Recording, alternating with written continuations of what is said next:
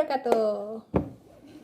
Oke, hari ini saya punya edisi khusus. Saya mau menjawab pertanyaan dari salah satu seorang junior saya di Pendidikan Guru Pendidikan Anak Usia Dini, Fakultas Ilmu Pendidikan Universitas Negeri Padang. Jadi nyanyi.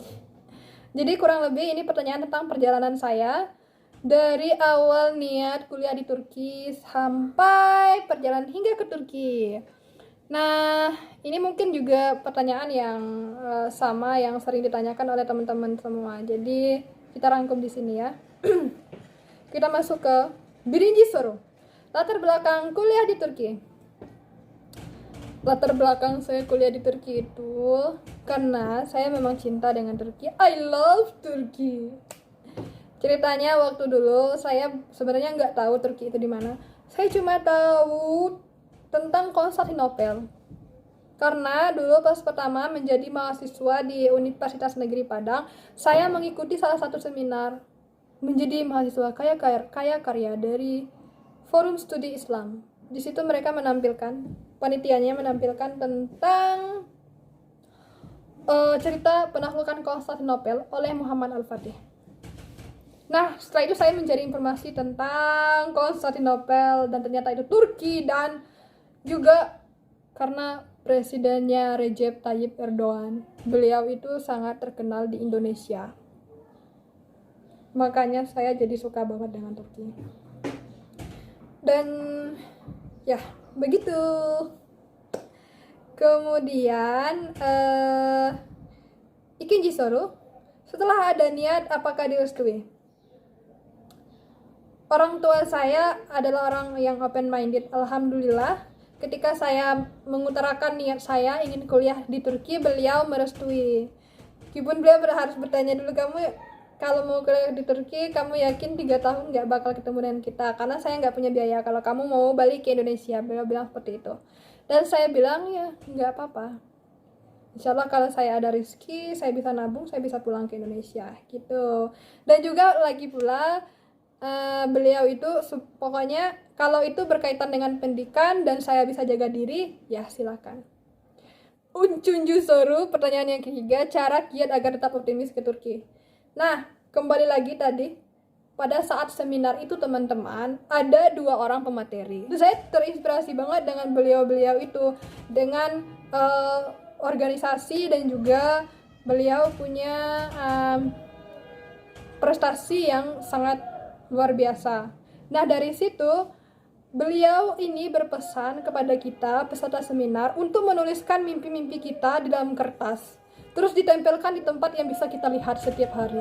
Dan aku tempel di dinding kamar aku, jadi dinding kos kamar aku. Jadi ketika buka pintu itu, karena kamarnya kecil ya, ketika buka pintu tuh langsung lihat tuh daftar mimpi. Jadi tiap hari aku lihat. Nah, itu cara motivasi gitu ya. Aku tulis di situ aku pengen kuliah ke luar negeri, tapi bukan Turki dulu. Tapi saya juga tulis saya pengen ke Turki. Gitu. Harus memotivasi.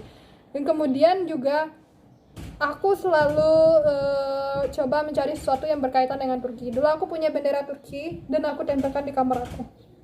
Dan setiap ada kegiatan aku selalu bawa bendera Turki kemana-mana. Dan juga punya beberapa teman Turki dan mereka selalu cerita tentang Turki begini dan begitu, dan mereka sering banget kirimin aku foto atau video tentang Turki, dan itu membuat aku pengen banget ke Turki gitu. Jadi gitu cara untuk motivasi dan optimis ya, cari sesuatu yang bisa mengingatkan kita terus dengan hal itu. Kemudian persiapan untuk kuliah S2 di Turki semenjak semester berapa? Turtunju soru. Pertanyaan keempat. Waktu saya praktik lapangan ya, ketika praktik lapangan mengajar di salah satu TK, waktu itu ada salah satu senior saya memberikan saya ini link tentang beasiswa Turki. Nah, pada saat itu saya mulai mempersiapkan apa yang dibutuhkan kira-kira dari beasiswa ini. Yang saya nggak punya waktu itu cuma ijazah karena saya belum tamat. Jadi waktu itu saya udah buat aplikasi 1 tahun sebelum saya tamat, masih PL itu, tapi saya belum bisa masukin kayak ijazah, saya belum bisa. tapi udah ada aplikasinya dan saya udah mulai ngisi data-datanya gitu. Jadi udah lama banget persiapannya. Dan pada saat itu tapi saya masih kepoin bagaimana tips-tips lulusnya. Bukan banyak video di YouTube ya tentang beasiswa Turki ini. Dan juga blog itu udah banyak banget gitu. Terus besinci suruh. Pertanyaan kelima, cerita ke dosen nggak? Saya cerita ke dosen ketika saya minta surat rekomendasi sebenarnya. Jadi saya udah daftar, baru saya cerita ke dosen gitu. Kemudian pertanyaan ke-6, Altun Jisuru membuat LOI apakah dibimbing oleh dosen atau contoh LOI senior. Jadi aku kalau buat LOI aku lihat contoh LOI senior dan minta dibimbing sama senior juga. Karena waktu itu dosen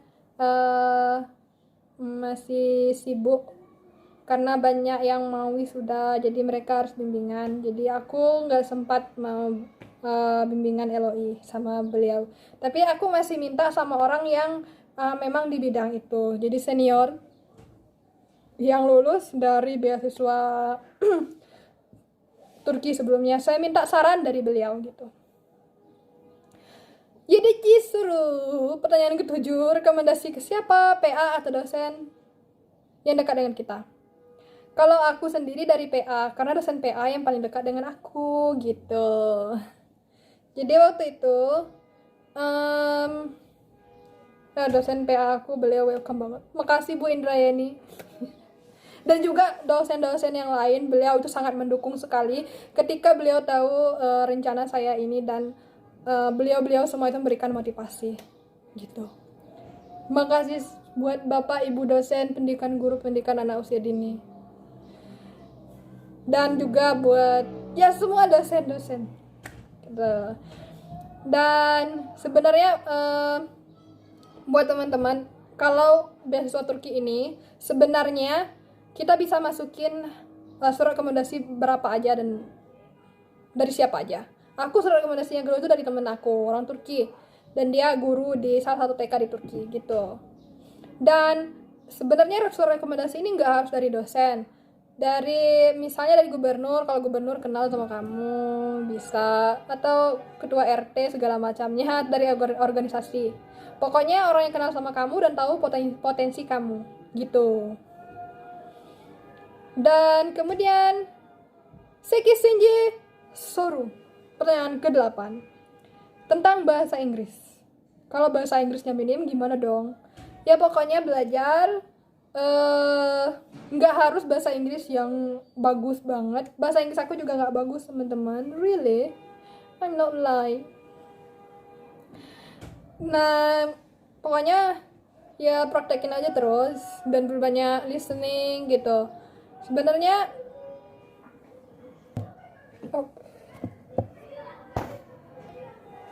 Oke, kita lanjutkan lagi ya, maaf tadi baterai HP-nya habis. Jadi ya pokoknya bahasa Inggrisnya praktekkan aja terus, dan pasti kamu memang masih punya kesempatan. Nggak harus yang bagus, yang penting mereka mengerti tentang apa yang kamu omongin, gitu aja.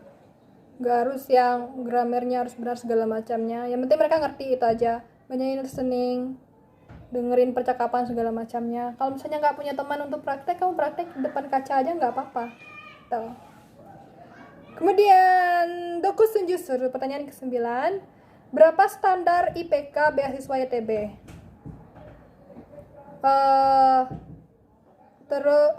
IPK saya cuma 3,60.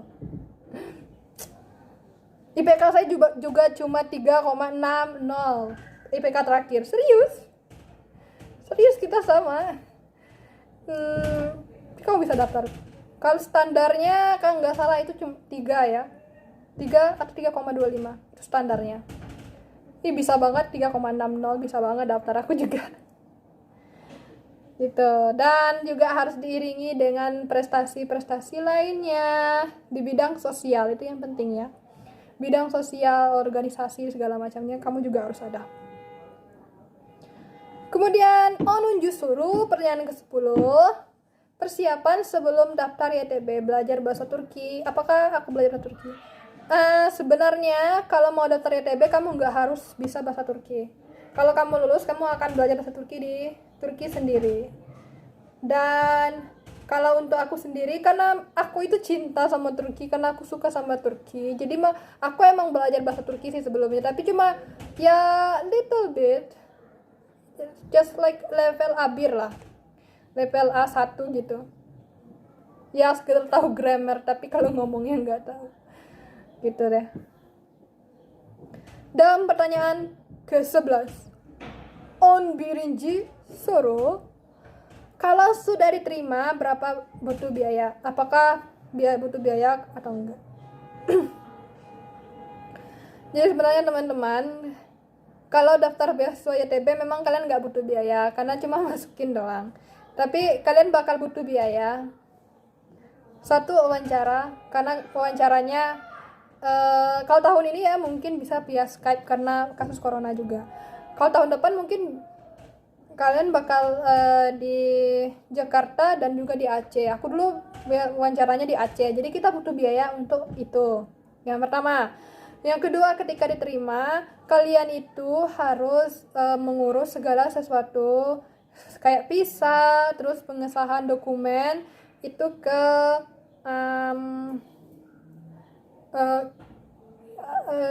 embassy bahasa Indonesianya apa sih? Kedutaan besar. Lupa. Kedutaan besar Turki di Indonesia, itu Jakarta. Jadi kalian juga butuh biaya untuk mengurus surat menyurat di kedutaan besar Turki gitu. Kisaran berapa? Sebenarnya itu pandai-pandai kalian aja gitu. Kalau aku dulu karena tinggalnya di Padang, ya butuh biaya untuk biaya pesawat, terus biaya tinggal selama beberapa hari, dan juga biaya untuk mengurus surat. Biayanya kalau di konsultan itu gratis, cuma biaya perjalanannya, naik ojek segala macamnya gitu kan. Tapi pandai-pandai kalian. Misalnya kalian ada teman di Jakarta bisa nginap gitu kan, atau ada saudara bisa nginap di sana gitu. Pokoknya gitu sih. Dan juga terus ketika kalian berangkat ke Turki tentunya pesawatnya gratis. Tetapi ketika kalian sampai di Turki pertama kali, kalian masih tetap butuh yang namanya biaya karena beasiswa akan keluar sekitar 1 bulan atau 2 bulan setelah kalian sampai di Turki. Tapi itu maksudnya dikasih untuk 2 bulan ya, maksudnya beasiswanya keluar setelah 2 bulan kalian di Turki, dan itu beasiswanya untuk 2 bulan itu diganti, uang kalian diganti. Tapi emang kalian harus memang masih butuh biaya awal, karena sampainya di Turki kalian juga nanti bakal ngurus dokumen dan segala macamnya di kampus kalian, jadi gitu. Tapi tentunya itu akan diganti nanti oleh beasiswa kalian, tapi tentunya ya kalian harus menyediakan yang awalnya. Aduh capek, sebenarnya gue udah bikin video beberapa kali terus gagal bikin lagi. Sekarang gue haus tapi belum bisa buka puasa teman-teman. Jadi itu ya, kalau bocorannya berapa aku nggak bisa bilang berapa sih, aku cuma juga lupa. Yang jelas kalian hitung aja biaya pesawat dari Padang ke Aceh itu untuk wawancara aja, terus biaya makan aku cuma 2 hari di Aceh. Kemudian biaya pesawat dari Padang ke Jakarta bolak-balik, dan itu juga biaya tinggal. Tapi waktu di Jakarta aku tinggal tanpa saudaraku, makan juga dikasih sama saudaraku. Tapi biaya transportasi sebenarnya nggak terlalu mahal, kan ada kereta di Jakarta, gampang, Gojek ada. Yang mahal itu pas ini kali ya, pas berangkat ke Turki. Ya setidaknya kalian butuh, kita buka-bukaan aja ya, setidaknya kalian itu butuh 5 jutaan lah. Terus sebenarnya itu nggak habis sebenarnya. Ada juga loh teman kita yang bawanya sekitar 2 jutaan, dan itu cukupan aja, tergantung dari universitas kalian. Ada yang misalnya di universitasnya itu diminta menerjemahkan dokumen kita ke bahasa Turki. Ada juga yang cukup dengan bahasa Inggris saja. Dan alhamdulillah universitas saya cuma minta yang bahasa Inggris saja. Jadi aku nggak keluar biaya sama sekali.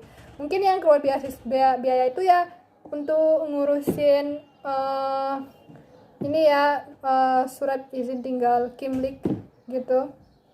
Dan juga terus untuk ya fotokopi ini, fotokopi itulah. Ya segitu, sebenarnya nggak habis itu 5 juta udah banyak banget, itu 2 juta pun nggak habis sebenarnya gitu. Oke teman-teman, sekian dulu ya. Sekarang aku udah jawab semua pertanyaannya. Maaf ya kalau aku ngomongnya kalau kalian nggak ngerti, kalian boleh komen di bawah tuh. Selamat berbuka puasa buat kalian yang berpuasa pada hari ini, tapi di sini belum. Gulai-gulai sana, elveda. Assalamualaikum warahmatullahi wabarakatuh.